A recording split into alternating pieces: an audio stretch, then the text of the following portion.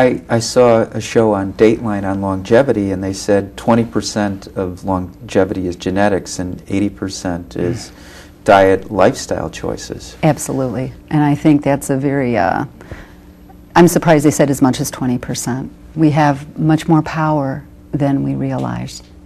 What would you put the number at? I'd say it'd be about 10% Mm-hmm. genetic. Well, everybody we meet could always do a better job of taking care of him or herself. Mm-hmm. Mm-hmm. And again, I think oftentimes, especially in our traditional Western medicine, when we think of taking care of ourselves, we're thinking of diet and nutrition and exercise, but it's so much more than that. Every thought and feeling we have is electromagnetic energy that vibrates at a different resonance, at a different frequency. And that sets up the milieu, if you will, for what our cells are going to do. So learning to increase one's frequency and maintain that more stable... Well, there's some great books on that. There absolutely are. I think I read my first one over 20 years ago, Vibrational Healing by Gerber, Yes. an Yes. internist. Yes, I love And now, his now work. the term is energy medicine. Exactly. Now, do you recommend any energy practices to your clients? I do, absolutely I do. Primarily I work with yoga and meditation practices, also guided imagery, shifting thought patterns, if you will, through cognitive behavioral psychology approaches primarily, and identifying core beliefs, and again, recognizing every thought, every feeling as energy. And getting back to the exercise component or the energy medicine, how much exercise do you recommend for your clients per day, per week? There is no one set prescription. Range? Preferable. Assuming non-diseases or non-impairments of the body, minimum of 30 minutes of moderate to moderately vigorous cardiovascular work per day, most days of the week, ideally every day if the joints and the body can sustain it. The more the better, quite frankly. So the range, 30 to 60 minutes. Also, another very important component is resistance training, whether that's in weights or using rubber bands or something to build and maintain that muscle mass. Very important. I would say with women, especially going through perimenopause and menopause. Oh, yes. So important in the prevention of osteoporosis. Women lose so much bone mass through that transition period, and to increase that bone mass actually earlier in life and then to prevent its loss. Women lose 2% of bone mass every year, and they don't realize it, but that loss can be prevented with weight-bearing exercise. Yeah, I think I read once that osteoporosis or bone decalcification was one of the leading causes of death in women. One of the ways it would be linked to death, primarily, quite frankly, would be through hip fracture, which is extremely debilitating. And most of the outcomes or a great percentage of the outcomes with hip fracture are not good. Yeah. And so what is the most common imbalance you see in your practice? I would say, quite honestly, in our culture today, overall life balance. I see so much stress. So much stress, and research has clearly demonstrated that stress is directly related to every leading disease, the top killers, if you will, in our country. Heart disease, cancer, diabetes. Arthritis. That too. Hypertension. Yes, it underlies everything. It fuels that inflammatory condition in the body that sets the cells up for disease. It puts every cell, organ, system in the body under stress. Yes, it does. It taxes it. Yes, it does. And weakens it. It absolutely does. The whole, and that milieu that we were talking about, that physiological milieu that our cells are constantly working in, are compromised when we're in a stressed state. Now, do you feel diet impacts our ability to cope with stress? Oh, absolutely. I'm so glad you said that. Oh my goodness, yes. Tell me more. Okay, tell you more about how does diet impact our stress levels. Food is medicine.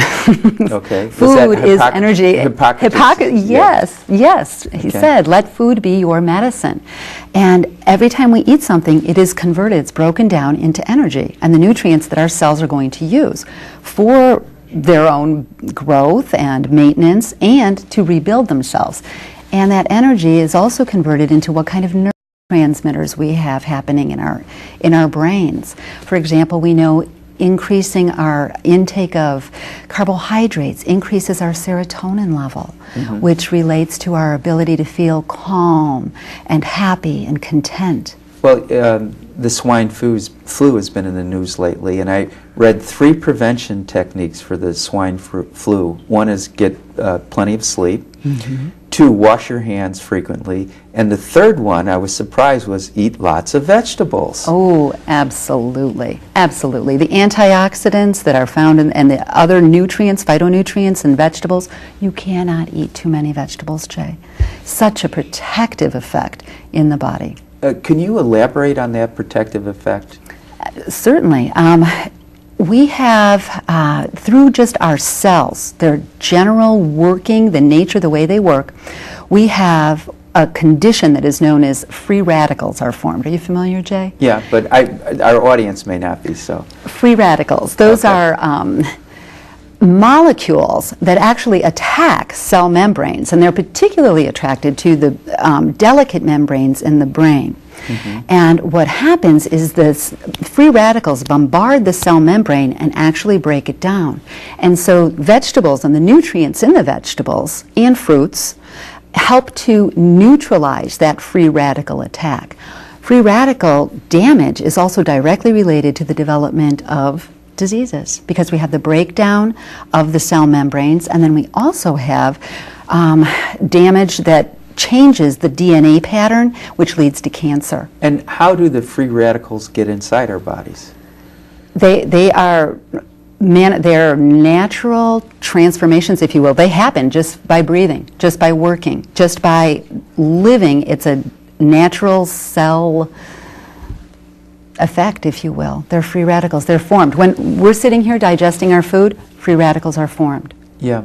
Now, is there any test that can measure the amount of free radicals in our body? Not that I'm aware of. Well, would you test a person's immune system? Is there ways to do that? To test the efficiency of one's immune system? Yes.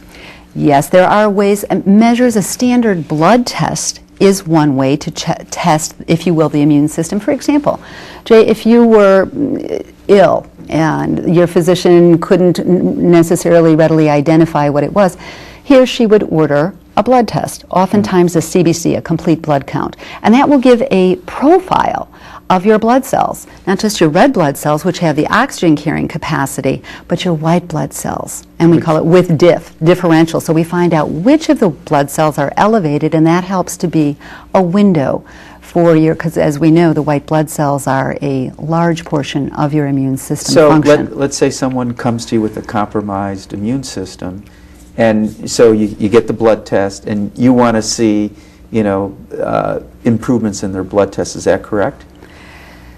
Yes, again, not always going by numbers, but going more with symptoms. And I always ask for labs, and sometimes they're extremely important. And again, as we mentioned earlier, with stress, we have that pro-inflammatory condition happening in our body.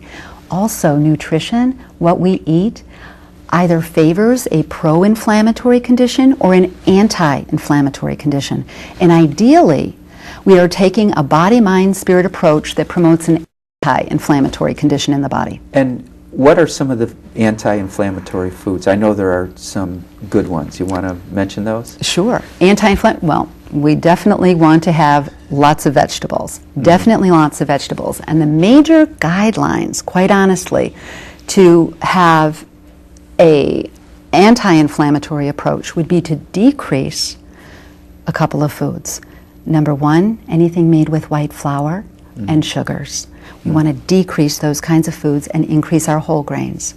Number two, we want to decrease the bad fats, if you will, saturated fats from beef and dairy sources.